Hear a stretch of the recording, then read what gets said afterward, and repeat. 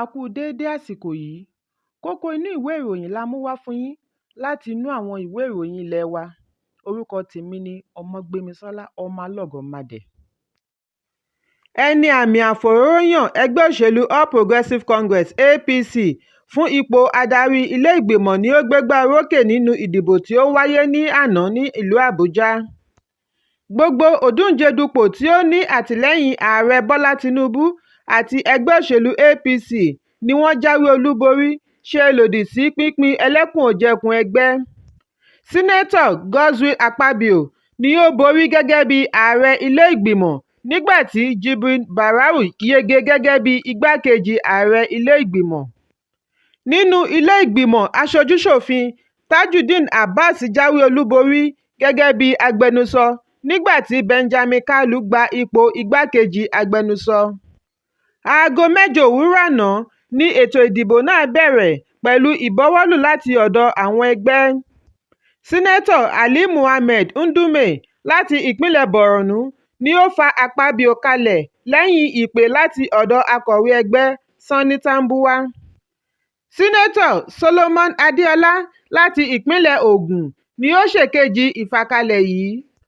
Lẹ́yìn awuyewuye tí ó wáyé nínú ètò ìdìbò ọ̀hún, Akpabio ní ìbò 63 nígbà tí akẹgbẹ́ rẹ̀ Abdulaziz Yari ní ìbò 46. Bákan náà ni Sínátọ̀ David Umahi láti ìpínlẹ̀ Ebonyi fa Barau nígbà tí Saliu Mustapha láti ìpínlẹ̀ Kwara ṣìkejì rẹ̀, ṣùgbọ́n Barau ni wọ́n dá padà láìní olùfigagbága. Akpabio nínú ọ̀rọ̀ ìyànsípò rẹ̀ sọ wípé kí gbogbo ẹgbẹ́ rí ara wọn gẹ́gẹ́ bí sínátọ̀ fún orílẹ̀-èdè Nàìjíríà, kí wọ́n má ṣe ríra wọn gẹ́gẹ́ bí ẹgbẹ́ òṣèlú. Ẹ̀kúnrẹ́rẹ́ ìròyìn yìí wà nínú ìwé ìròyìn Punch tó jáde lónìí. Adarí ẹgbẹ́ àjọ àwọn olùkọ́ iléèwé gíga (NANS) bẹ Ààrẹ Bọ́lá Tinubu wò ní àná lórí àbádòfin tí ó bu ọwọ́ lù ní ọjọ́ Ajé. Adarí ikọ̀ náà ní Ààrẹ gbogboògbò Umaru Barambu nígbà tí ó ń bá àwọn akọ̀ròyìn sọ̀rọ̀ lẹ́yìn ìpàdé pẹ̀lú Ààrẹ Tinubu sọ wípé àwọn rọ Tinubu láti ṣe àgbéyẹ̀wò àkànṣe ìgbìmọ̀ tí yóò ṣe àmójútó òfin owó yíyá fún àwọn akẹ́kọ̀ọ́, kí wọ́n sì fi akẹ́kọ̀ọ́ ṣe ọ̀kan lára àwọn ìgbìmọ̀ náà. Ó ní àwọn dúpẹ́ lọ́wọ́ Ààrẹ fún ìgbésẹ̀ yìí. Ó tẹ̀síwájú wípé àwọn ti ṣe àgbéyẹ̀wò ètò ọ̀hún, ṣùgbọ́n ó ní àwọn kùdìẹ̀kudiẹ kan tí àwọn kò fara mọ́. Lára wọn ni àwọn iléeṣẹ́ kan tí kò yẹ kí ó wà lára ìgbìmọ̀ náà. Nínú ìdáhùn rẹ̀, Ààrẹ ṣe ìlérí láti ṣe àgbéyẹ̀wò ìbéèrè adarí NANS nígbà tí ó wá rọ àjọ àwọn akẹ́kọ̀ọ́ káàkiri orílẹ̀-èdè láti wà ní ìṣọ̀kan. Ó ní ìṣẹ́ kò gbọdọ̀ dá ẹnikẹ́ni dúró nínú ojúlówó ètò ẹ̀kọ́. Ẹ̀kúnrẹ́rẹ́ ìròyìn yìí wà nínú ìwé ìròyìn Punch bákan náà. Kò dín ní 100 èèyàn tí ó jọlọ́run nípè nínú ìjàmbá ọkọ̀ ojú omi tí ó wáyé ní abúlé Egbu, ìjọba ìpínlẹ̀ Patigi, ìpínlẹ̀ Kwara. Lára wọn la ti rí bàbá kan pẹ̀lú àwọn ọmọ rẹ̀ 4. Ìwádìí jẹ́ kó di mímọ̀ wípé ìṣẹ̀lẹ̀ burúkú yìí ṣẹlẹ̀ ní ọjọ́ Ajé nígbà tí bàbá yìí ń padà bọ̀ láti ibi ìgbéyàwó ní abúlé Egbo ti ìpínlẹ̀ Niger. Bákan náà ni a gbọ́ wípé ìjì orí omi ni ó mú ọkọ̀ ojú omi ọ̀hún kọlu igi kí ó tó dojú dé sínú omi. Gbogbo ará ìlú Egbòti ni wọ́n ti kárí sọ látàrí ìṣẹ̀lẹ̀ ọ̀hún lẹ́yìn tí wọ́n ti rí 50 òkú yọ jáde níbi ìṣẹ̀lẹ̀ náà. Ẹnìkan tí ọ̀rọ̀ náà ṣojú rẹ̀ sọ wípé 300 èrò ni ọkọ̀ náà ń kó padà bọ̀ láti ibi ìgbéyàwó kí ó tó rì sínú omi ní abúlé Egbu. Àwọn tí wọ́n ṣe ọ̀ríkínniwí ìṣẹ̀lẹ̀ náà sọ wípé 69 èèyàn ni ó pàdánù ẹ̀mí wọn láti abúlé Egbu, 36 láti abúlé Gapan, nígbà tí 4 wá láti abúlé Pada ní ìjọba ìbílẹ̀ Patigi. Agbẹnusọ fún ikọ̀ ọlọ́pàá ìpínlẹ̀ náà, Ọ̀kánsanmí Àjàyí, fìdí ọ̀rọ̀ náà múlẹ̀ fún akọ̀ròyìn. Ó sọ wípé wọ́n ti darí ikọ̀ ọlọ́pàá lọ sí ibi ìṣẹ̀lẹ̀ náà fún ìwádìí. Ẹ̀kúnrẹ́rẹ́ ìròyìn yìí wà nínú ìwé ìròyìn Vanguard tó jáde lónìí. Gómìnà ìpínlẹ̀ Èkó Babájídé Sanwó-Olú ti fi ìkíni ránṣẹ́ sí gómìnà àná Akínwùmí Àǹbọ̀dé kú oríire 60 ọdún láyé.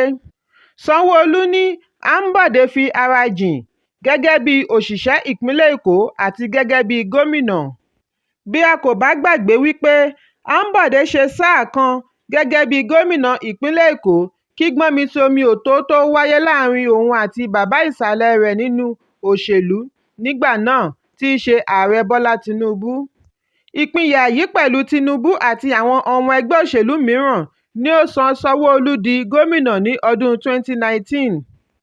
Nínú ìkíni rẹ̀, Sanwó-Olú ní òun pẹ̀lú ìdílé òun, ìjọba, ẹgbẹ́, ọ̀rẹ́ àti ojúlùmọ̀ parapọ̀ kí Àǹbọ̀dé kú oríire ọjọ́ ìbí rẹ̀. Ẹ̀mí rẹ̀ yóò ṣe ọ̀pọ̀ ọdún láyé nínú àlàáfíà. Ẹ̀kúnrẹ́rẹ́ ìròyìn yìí wà nínú ìwé ìròyìn Daily Post tó jáde lónìí.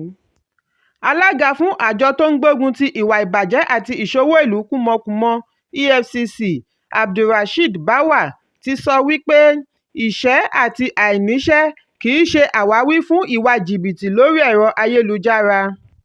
Lánàá ni Báwà sọ ọ̀rọ̀ wọ̀nyí níbi ìdánilẹ́kọ̀ọ́ tí wọ́n pe àkọlé rẹ̀ ní ipò àwọn ọ̀dọ́ nínú gbígbógun ti ìwà ìbàjẹ́.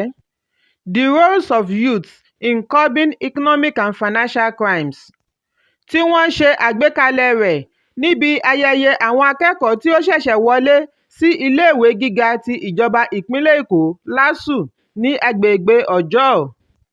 Báwà, tí adarí ikọ̀ àjọ EFCC ìpínlẹ̀ Èkó Michael Wetkas ṣe aṣojú fún, ṣe àpèjúwe ọ̀dọ́ gẹ́gẹ́ bí ohun èlò pàtàkì nínú àtúnṣe orílẹ̀-èdè. Ó ní wọ́n lè borí ìwà ìbàjẹ́ bí wọ́n bá ṣetán àti mú àyípadà bá ìwà wọn.